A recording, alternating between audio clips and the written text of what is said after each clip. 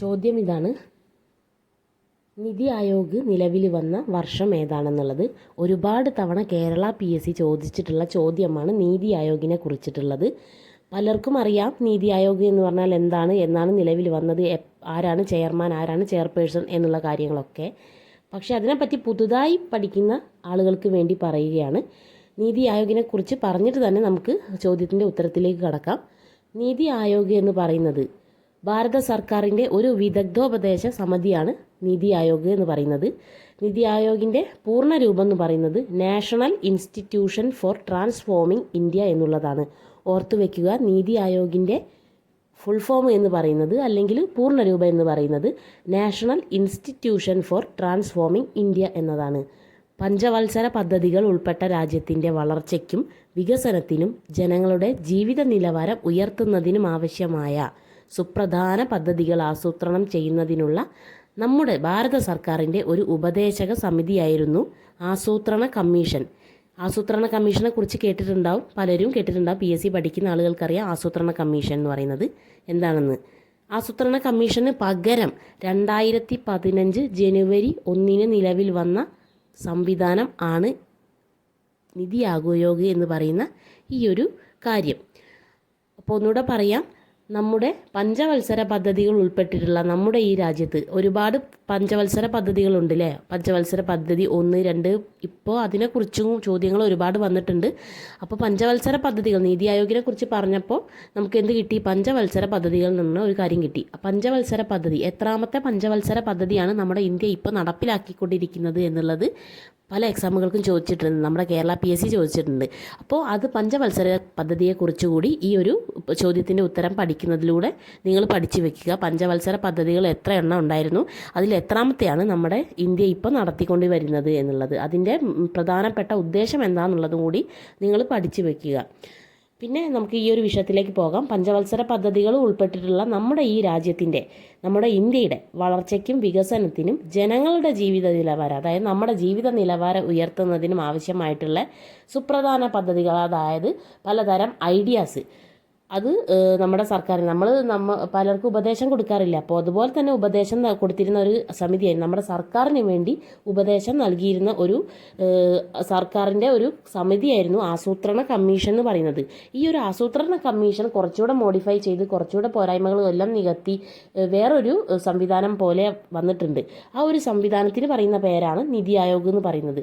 ഈ ഒരു നിതി ആയോഗ് ആസൂത്രണ കമ്മീഷന് പകരം അവർ കൊണ്ടുവന്നിരിക്കുന്നത് 2015 ജനുവരി 1 ആസൂത്രണ കമ്മീഷന് പകരം ഈ ഒരു നിതി ആയോഗ് എന്ന് പറഞ്ഞിട്ടുള്ള കമ്മീഷനെ അവർ സ്ഥാപിക്കുന്നത്. അപ്പോൾ പഠിച്ചു വെക്കുക, 2015 ജനുവരി 1 നിതി ആയോഗ് എന്ന് പറയുന്ന നമ്മുടെ ആസൂത്രണ കമ്മീഷന് പകരം വന്നിട്ടുള്ള സംവിധാനം നിലനിൽക്കുന്നത്.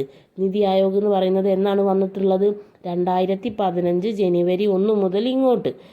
പഴയ പേരെന്തായിരുന്നു? ആസൂത്രണ കമ്മീഷൻ. പഴയ കാര്യങ്ങൾ നിങ്ങൾ പഠിച്ചു വെക്കുക, ഗൂഗിളൊക്കെ സെർച്ച് ചെയ്ത് പഠിച്ചു വെക്കുക. എന്തായിരുന്നു ആസൂത്രണ കമ്മീഷൻ, എത്ര തരം മെമ്പേഴ്സ് ഉണ്ടായിരുന്നു, ആരായിരുന്നു ചെയർപേഴ്സൺ, ആരായിരുന്നു ചെയർമാൻ എന്നുള്ളതൊക്കെ പഠിച്ചു വെക്കുക.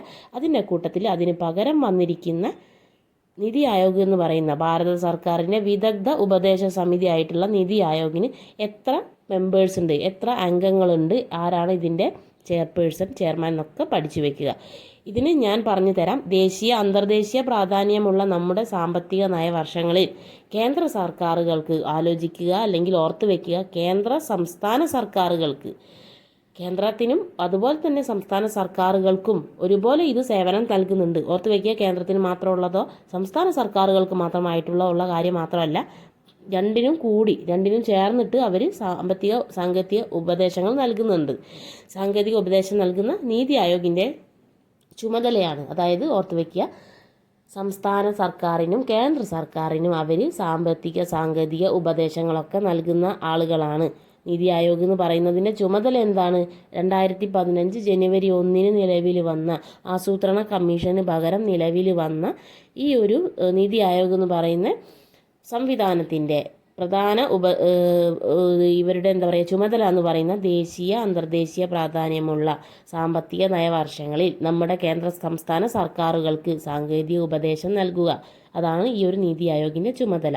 നന്നായി പഠിച്ചു വെക്കുക. നീതി ആയോഗിനെ കുറിച്ചൊക്കെ റിപ്പീറ്റഡ് ആയിട്ട് ചോദ്യം വന്നിട്ടുണ്ട്. +2 ലെവൽ, 10ാം തരം ലെവൽ എന്ന് പറഞ്ഞിട്ട് ഒരുപാട് പരീക്ഷകൾക്ക് ഈ അടുത്ത കാലങ്ങളിൽ ഈ 2-3 മാസങ്ങൾക്ക് മുമ്പ്, ഈ മാസം ഇപ്പോൾ ഏതാണ്, ഡിസംബറാണ്.